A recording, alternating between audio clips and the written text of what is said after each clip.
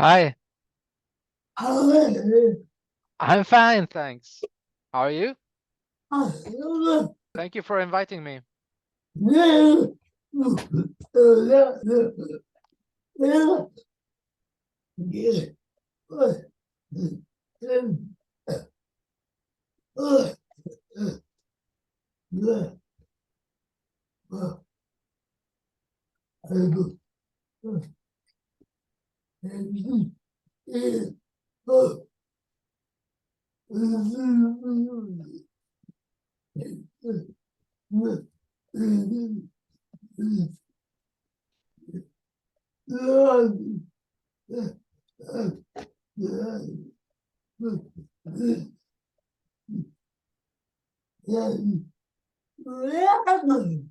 Yes, I've studied the extent of resources that will be needed to change the world's transport systems to electric vehicles, and I've realized that much more resources will be needed than most people um, have realized so far, and definitely much more resources will be needed than politicians and decision makers have realized. Um, for example, in the EU, we will need 25% of all electricity that's produced currently in order to run all cars on electricity. And the EU has decided to ban the sales of new petrol and diesel cars from 2035. So that will require really large investment. Um, the the electricity need amounts to 700 terawatt hours, which is the amount generated by 65 nuclear reactors or 200,000 uh, wind turbines. So that's a really big amount. And in addition to these investments in generation that will be needed, there will also be a need to invest a lot in the expansion of power grids and in charging infrastructure. And a lot of people will need training to be able to participate in this large-scale change.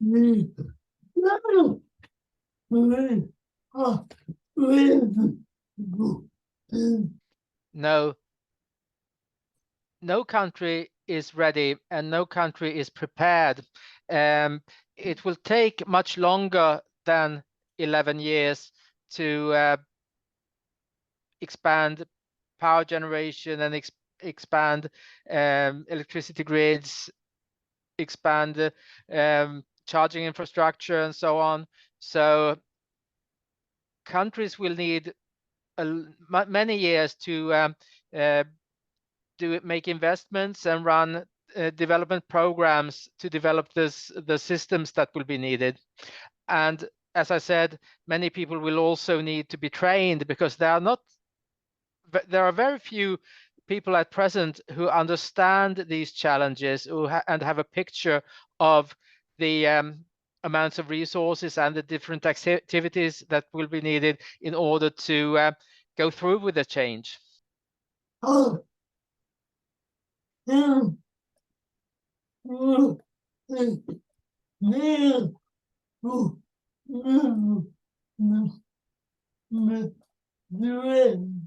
Yes, that's a really good question. There are, of course, training programs of different durations that will be needed, and people will. Some people who already have jobs and work at municipalities or utilities or at companies that run car parks, they can learn these things probably in a few months and learn the basics, and they don't need very long training, but there is also a need to train students, young people who will spend their lives working with this transition, and uh, who will need perhaps 2 years of training or university students that want to specialize in this area, who would perhaps need education of 3 years or 4 years in order to become electrification strategists or electrification architects. That are two of the roles that will be needed to fill by many people in many local areas in order to make it possible to build charging infrastructure, expand power grids, and so on.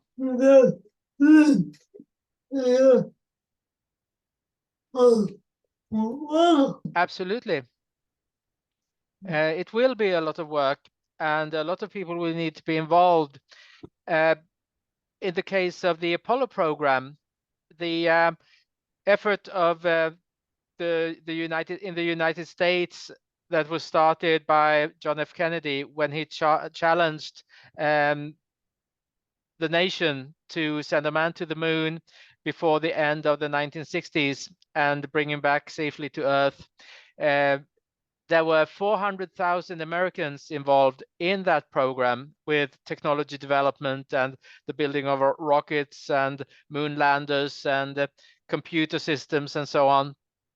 And this change will require even more people to take part in the change in Europe, for example, or in the United States, if we want to change all of car transportation, a large share of transportation by lorries, and a large share of transportation by buses and so on, then we will need very extensive systems, and a lot of people will need to take part in these changes. And very few have the necessary knowledge to work in these projects and programs for the moment. I'm trying to inform people about these needs. Oh, sorry, I interrupted. Sorry. So what you are saying? Yes, I'm trying to inform people about these extensive resource needs, and I'm writing books, and the latest being how building the future really works, which was published in September this year.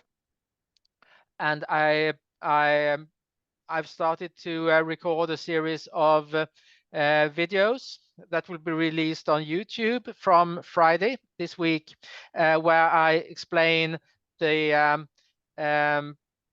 some of the basics of the change to a sustainable society, but also some of the details, not so well-known details about the changes to a circular economy and electrical transport systems. Yeah.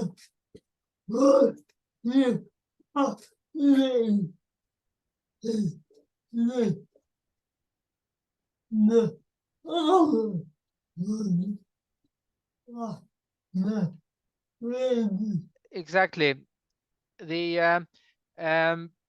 There will be a need for planning of these large-scale changes, and there will be a need for management of the transformation processes, so that all of the things that will be necessary will be done in time. Because if we compare with the change to or the development of rockets and the other components of the Apollo program, the space travel could not have been done without any of the parts that will be needed. You need a rocket, you need a space capsule, you need moon landers, you need a launch pad, you need a big building where you can build the rockets, you need a space center with IT systems and communication resources, and you need a lot of different materials, and all of these things need to be in place for it to become possible to send a man to the moon. And it's the same with electromobility. You need to have all the necessary pieces of the puzzle in place in order for large numbers of electric vehicles to be used, and for the majority of people to buy electric cars, to use electric transportation, go buy electric buses, and so on.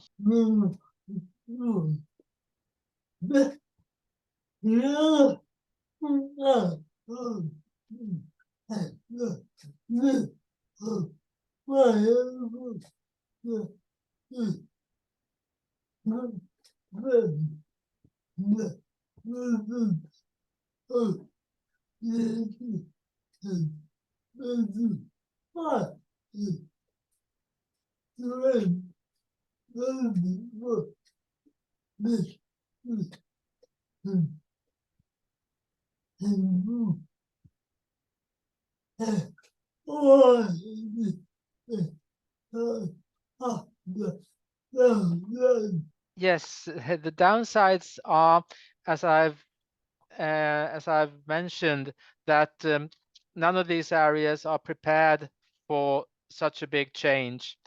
We can't, in any country, run 100% of cars with this short, or buy 100% of cars in the form of electric cars at this short notice, and hope that these very rapidly growing vehicle fleets of electric cars will be possible to run on electricity.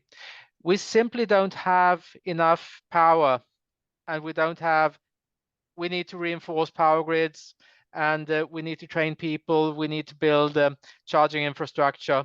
And the cars and other vehicles that are electric are still much more expensive compared to petrol and diesel vehicles. So that will also be a burden for car buyers and for companies that buy lorries and buses to be able to buy electric varieties of these vehicles.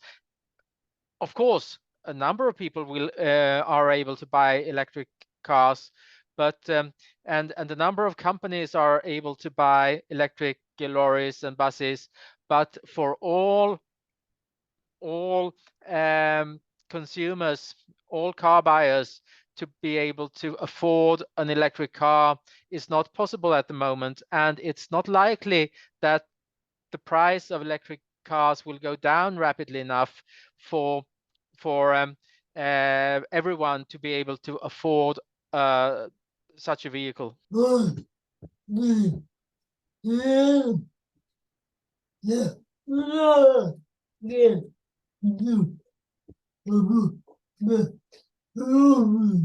Yes, the government needs to take in this information, and they need to establish some type of agency similar to NASA in the space area that was responsible for the entire Apollo program, and that has been responsible for space travel and space programs in the United States since then. And this type of agency will need to make plans for the implementation of electric vehicle systems, and they need to make sure that all of the necessary activities are included and the necessary investments are calculated. And then they need to make sure and make all the companies and organizations that need to participate in and take part in various areas of this development, that they will be able to do their part. Governments will not need to do all the investments themselves or run the activities themselves, but they need to coordinate and make sure that other actors do their parts, and they need to, like NASA, manage the entire program and make sure that it achieves its goals.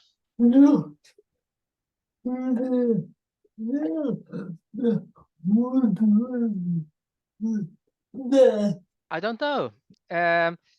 I think politicians have seen this as as a way to attract voters and to get votes in elections, and to establish themselves as um, proponents of environmentally friendly policies. And now that it becomes clear that these changes are much more resource intensive, and will need much more investment than decision makers have anticipated. I'm not sure whether politicians and business leaders have the motivation to actually drive this forward at the highest possible speed, but it needs to be done. And there is no other transportation technology or other type of fuel than electricity that can be produced in large enough quantities. And oil, petroleum products, is a finite resource which will go down in volume over the coming decades. So we don't have any choice but to implement electric vehicle systems on a large scale. But it's and regardless of whether they have the motivation right now, politicians and business leaders and the citizens in general will need to mobilize the motivation and mobilize the resources to do this, and take the planning and the management of these programs seriously.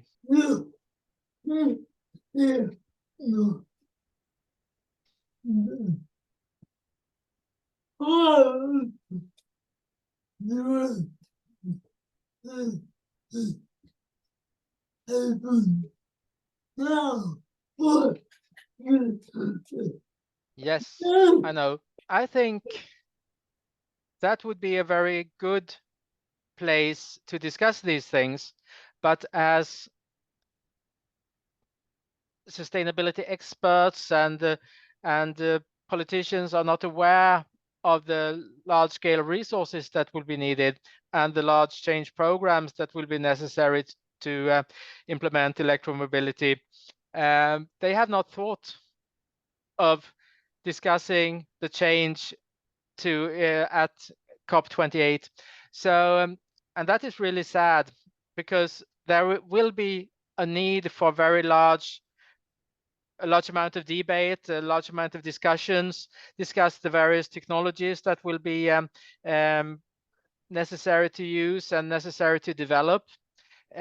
Only if some of the technologies that will be necessary are at present available in the form that they will be needed when they will be implemented on a large scale over the coming years. And so and the financing solutions and the organization of these programs will need to be discussed as well. So none of the solutions that will be needed have been developed so far. We only have some components available. We have cars, we have chargers, we have we have batteries, of course, and we have power systems, power grids, and so on. But those are not developed in such a way that electromobility will become cost effective and user friendly over the coming decades. They are just fractions, pieces of a solution, but the pieces of the puzzle need to be put together to form efficient and cost-effective systems.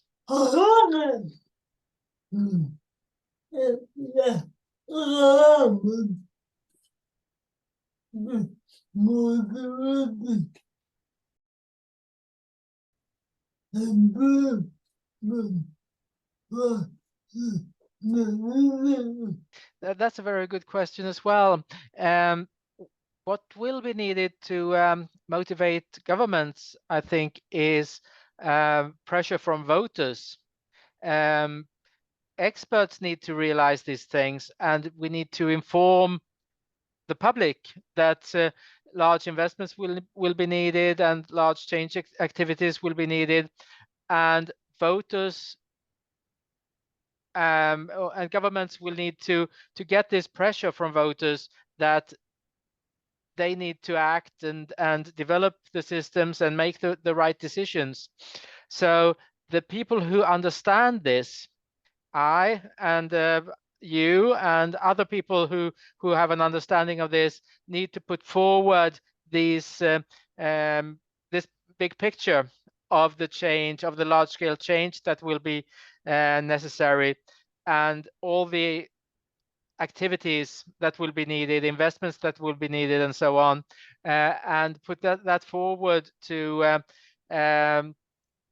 governments, to politicians, and make them aware of this need and start to debate it and make resources available for the analysis of the needs and the planning of the programs, but also for the development of various technologies and systems that are not at present that have not at present been developed to the point where they can be implemented on a large scale.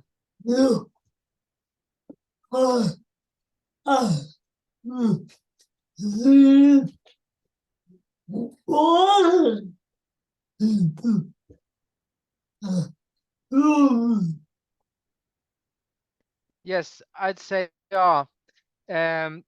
if we don't become, or if decision makers don't become aware of this in the next few years, we will create a large problem for Europe, a large problem for the United States.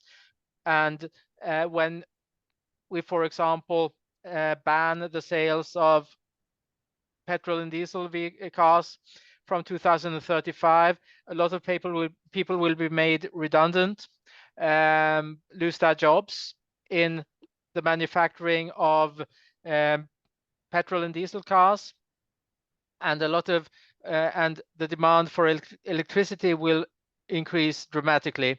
But if that demand cannot be satisfied by deliveries from a rapidly expanding power system, then we will not have efficient transport systems in the future. We won't have the affordable electricity prices that we have at present, or reasonable electricity prices that we have at present. Electricity prices will soar. Transport systems will break down if we don't have enough electricity to fuel electric vehicles. If we push the change too fast forward, and so on. So we will create a number of problems for both for European countries and for the United States if more states than California embark on this very rapid transformation path. And governments need to become aware of this and start to develop realistic timelines and realistic plans for the change.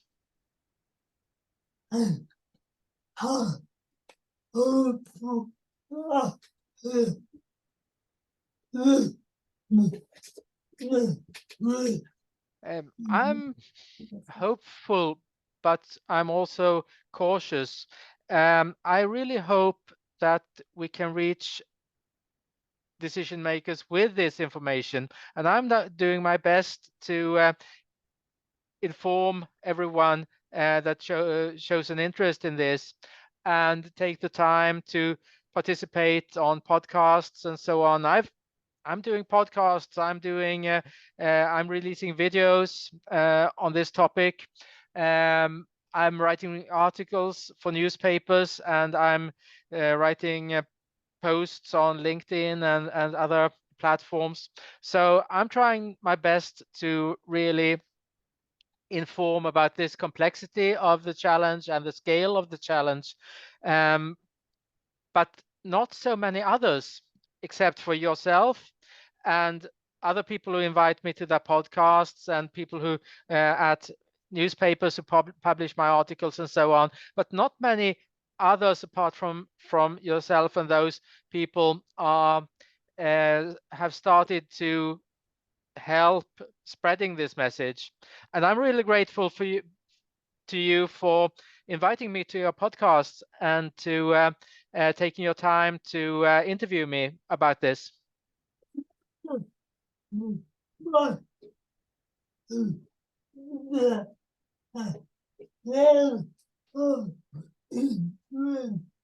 I think even though this is rather straightforward when you look at the figures, when you understand the figures, there is a threshold for people to become familiar with different figures and to actually realize what they mean.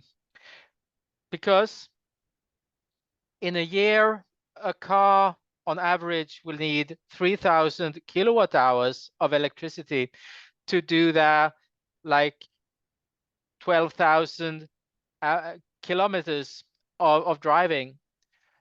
With 32 million cars in the UK, 3,000 kilowatt hours per car amounts to almost 100 terawatt hours of electricity in a year in the UK as a whole for all cars. And this almost 100 terawatt hours is the generation of 9 nuclear reactors or 30,000 wind turbines. So it is a really large amount of electricity that will be needed. But it's difficult for people to see for themselves and understand what are actually 100 terawatt hours. It is 1/3, no, sorry, it's 30%, almost a third of the UK's current power generation of 325 terawatt hours per year. So it's a really big share of all the electricity that's currently generated in the country.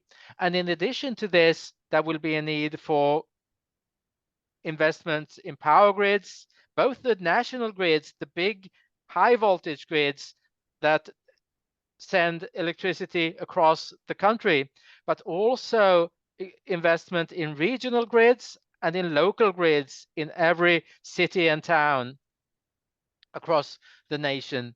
And I think it's difficult for people to actually grasp what this means. They can, when they listen to this, they can understand that it's a lot of electricity that will be needed. They can understand that there is a large amount, that there will be a large need for investment and so on. But when they turn this interview off, if you don't have people around you with whom you can discuss it and to ask questions and have an intelligent dialogue about these things, you rapidly forget it again when you meet friends and you discuss other things and so on. I think there is a barrier. As long as we are only a few people who inform about this, it is difficult for people to get their head around the complexity and the scale. But if more people take an interest and more people start to discuss it, and people start to discuss it with their friends in pubs and the restaurants and at coffee shops, and they started to report on it in on television and other media, it will be much easier. People will start to grasp it and be able to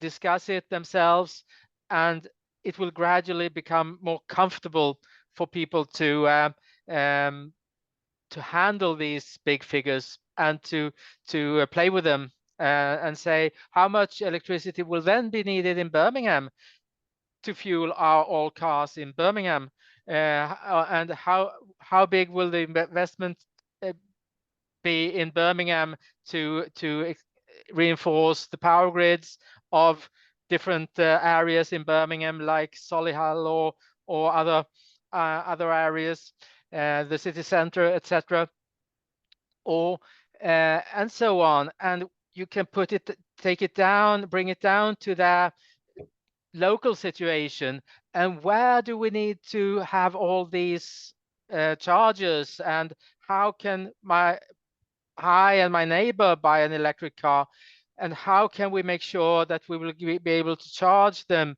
every day when we need to charge, and so on. And what will it be like when 50, 60, 70% of all cars here in our neighborhood are electric, etc. When that happens, it will become much more easy for people to get their head around the changes and to understand how these different changes will have an impact on their daily lives.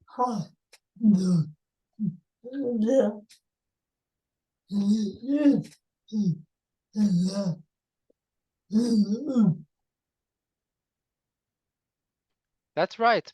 We need more green buses. We need more electric buses. That's part of the of this development as well. And buses is a rather small part of vehicle fleets, actually. So it would be reasonably feasible to change more buses to become green. And local buses also run along the same routes every day. So it is relatively easy and inexpensive to build charging infrastructure for local bus routes.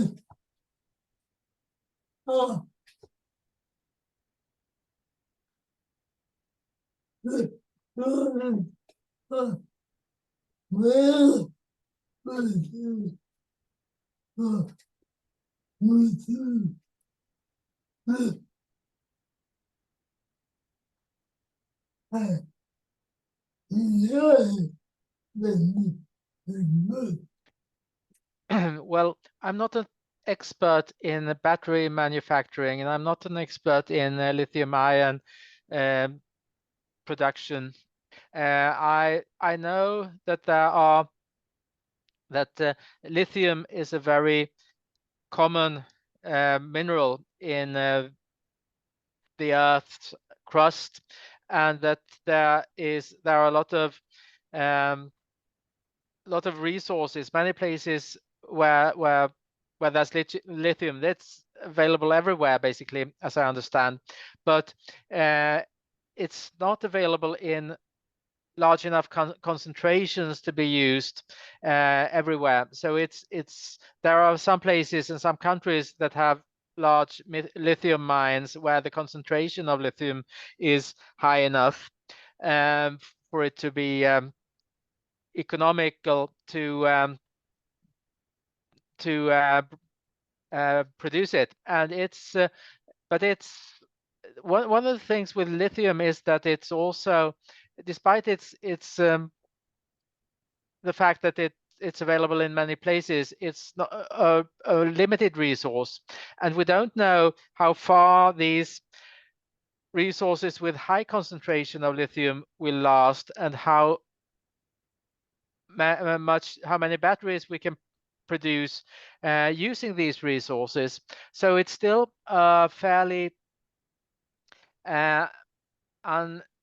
unexplored and a not so well understood issue, I think, how many batteries that can be made every year, and if it's possible even to supply enough lithium to fit all electric cars with lithium-ion batteries.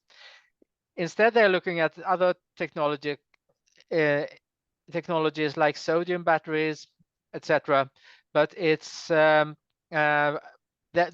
are not on the market for the moment, and there is a need for development activities and years of further development.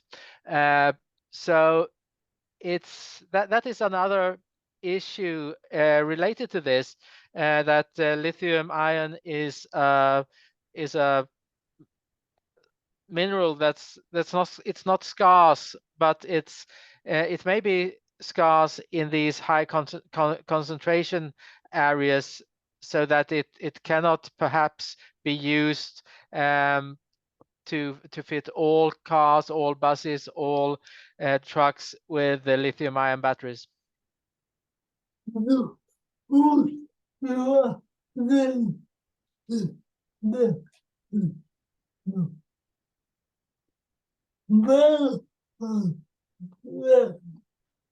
Exactly. That is, there are no backup plans, and there are no plans at all, basically, for this development. And there are a lot of possible pitfalls for this change, probable pitfalls. We will run into a number of issues that will halt, temporarily stop the development going forward, or perhaps even endanger the entire change. And we need to run this change in a more structured and planned way in order to make it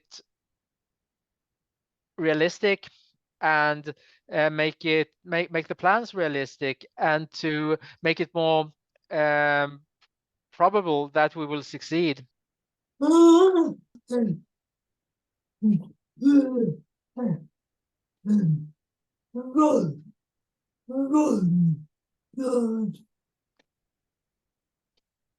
Well, I think we've covered most of the aspects.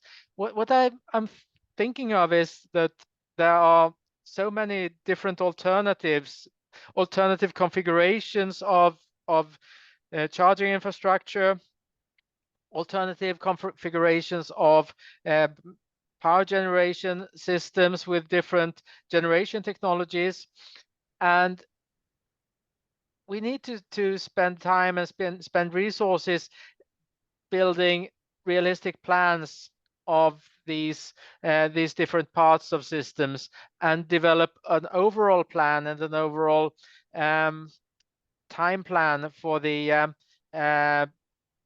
change that will be feasible, and so that we see that there is a high probability that we will be able to manage the change in the time frame that we have set for it.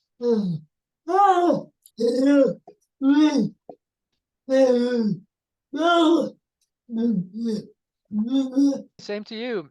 It was really wonderful to talk to you as well, Sapna. Please send a link when it's ready to be released. Wonderful. I'm looking forward to it.